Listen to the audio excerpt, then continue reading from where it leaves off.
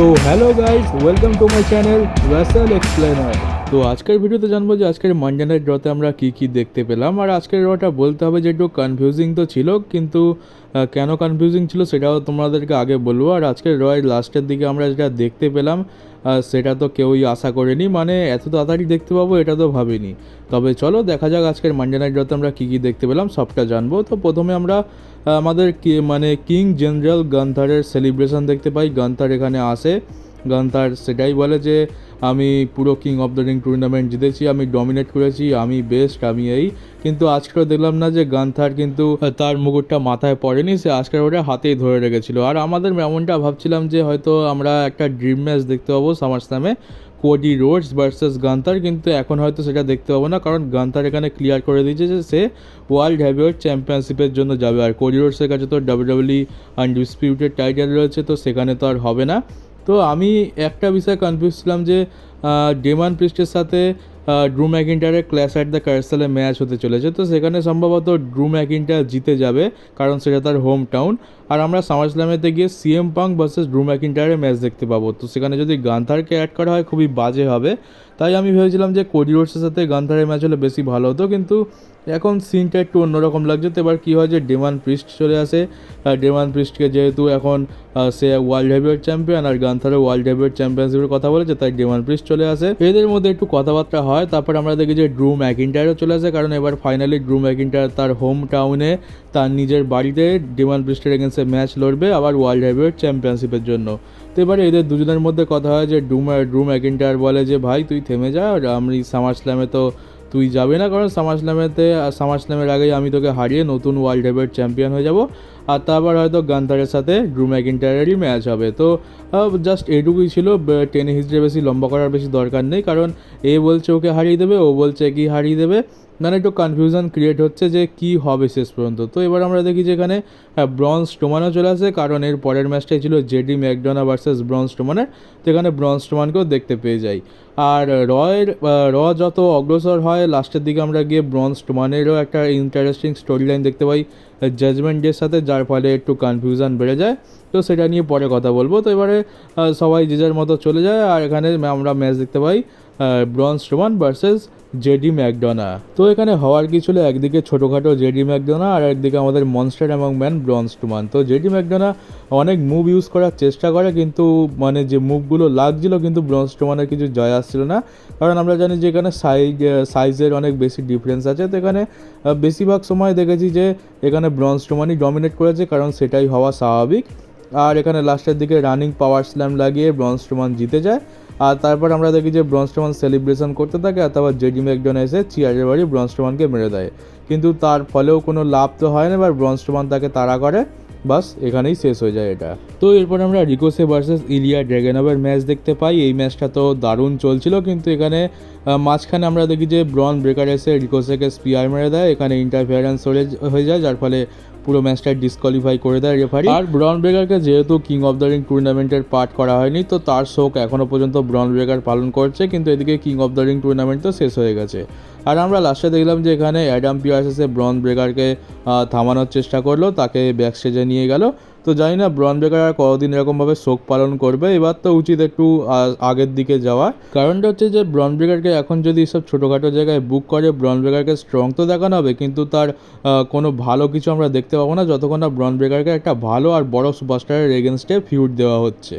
তারপর আমরা Creed Brothers versus Authors of পেনের মধ্যে ম্যাচ দেখতে পাই, আর এখানে অথার্স অফ পেন জিতে যায়। এরপর আমরা সেমাসের একটা প্রোমো সেগমেন্ট দেখতে পাই, আর এইখান থেকে বলতে গেলে সত্যি খুবই বেশি ডিসঅ্যাপয়েন্ট হয়েছি, কারণ যারা সেমাসের ফ্যান তাদের তো এটা একদমই ভালো লাগবে না। তো সেমাসের প্রোমো সেগমেন্ট হয়, আর তার মাঝখানে তাকে লুডরি কাইজার ইন্টারাপ্ট করে। তো আমরা ভাবছিলাম যে সেমাসের জন্য নেক্সট কী হবে। সেমাস তো কিং অফ দ্য রিং টুর্নামেন্টের গান্থারের এগেনস্টে যে ম্যাচটা ছিল সেখানেই প্রথম রাউন্ডে ট্যাপ আউট করে দিয়েছে, তো এত বাজে একটা ডিসিশন নেওয়া হয়েছে। তারপরে এবার সেমাসের ফিউচার কী হবে, তো এখন ফিউচার হচ্ছে যে সে লুডরি কাইজারের সাথে ফিউড করবে। তো তারপরে আমরা সেমাস আর লুডরি কাইজারের সাথে মানে সেমাস আর লুডরি কাইজারের একে অপরের সাথে ব্রল দেখতে পাই, তারপরে অফিসিয়ালসরা এসে তাকে ছাড়ায়। মানে সেমাসের এত খারাপ দিন এসেছে, প্রথমে তো সে ট্যাপ আউট করলো, যেটা আমরা একদমই আশা করিনি, আর এখন শেষে কিনা লুডরি কাইজারের সাথে তাকে ফিউড করতে হচ্ছে, মানে আর কোনো ভালো সুপারস্টার পাওয়াই গেল না। এটা খুবই ডিসঅ্যাপয়েন্টিং, আমার তো একদম পছন্দ হয়নি। মানে লুডরি গাইজার কোথায় আর সেমাস কোথায়, সেমাসকে আমরা বড় লেভেলে বুক হতে দেখতে পাই, আর ডাব্লিউডাব্লিউ ধীরে ধীরে সেমাসকে একটা জবার বানিয়ে দিচ্ছে। এটা একদমই আমার ভালো লাগেনি, আর আমি জানি যে তোমরা যারা দেখছো তাদেরও একদমই পছন্দ হয়নি। তো দেখা যাক সেমাসের সাথে ভালো কিছু ডাব্লিউডাব্লিউ আদৌ করে কিনা। এখন তো দেখে মনে হয় না যে ভালো কিছু সেমাসের সাথে হচ্ছে। এরপর আমরা লাইরা ওয়ালকেরিয়া ভার্সেস কাইরিসেনের ম্যাচ দেখতে পাই, আর আমরা জানি যে লাইরা ওয়ালকেরিয়াকে ডাব্লিউডাব্লিউ খুবই স্ট্রং বুক করে, এতটা বেশি স্ট্রং বুক করে যে মেন রোস্টারে আসার পরেই তাকে কুইন অফ দ্য রিং টুর্নামেন্টের ফাইনালে নিয়ে যাওয়া হয়। তো এখানে কাইরিসেন কীভাবে লাইরা ওয়ালকেরিকে হারাতো, এখানে আমরা দেখতে পাই যে লাইরা ওয়ালকেরিয়া রোল করে কাইরিসেনকে পিন করে দেয়, আর এখানে সে জিতে গেছে। তো এরপর আমরা ম্যাচ দেখতে পাই কার্লিটো ভার্সেস রে মিস্টেরিও। এই ম্যাচটা তো আমরা অনেক দিন ধরে দেখতে চেয়েছিলাম, কিন্তু মানডে নাইট ড্রতে দেখতে পাবো এটা তো ভাবিনি। তো এবারে এদের মধ্যে ম্যাচ হয়, রিং সাইডে ড্র্যাগন লি থাকে, ফিন বেলার কী করে ড্র্যাগন লির উপরে অ্যাটাক করে দেয়, কিন্তু তাতে কোনো লাভ হয় না।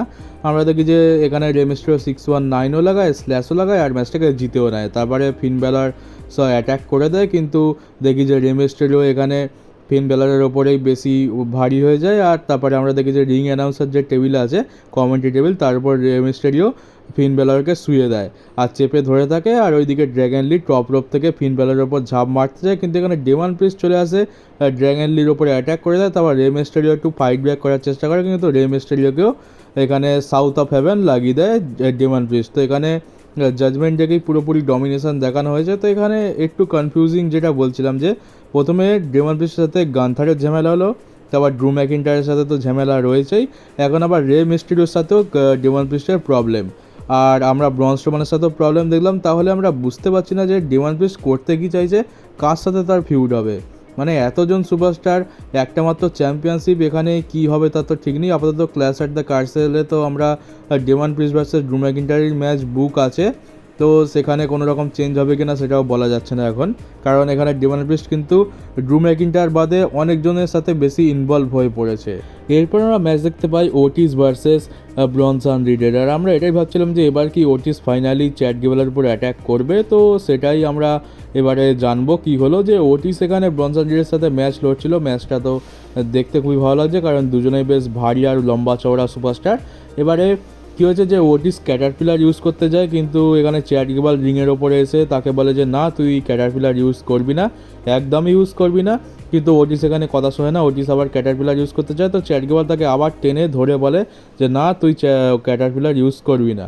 তো এবারে এই সুযোগে ব্রনসন রিড দাঁড়িয়ে যায়, আর ব্রনসন রিড ওটিসকে সুপার কিক মারে, তারপর সুনামি মারে এই ম্যাচটা হারিয়ে দেয়।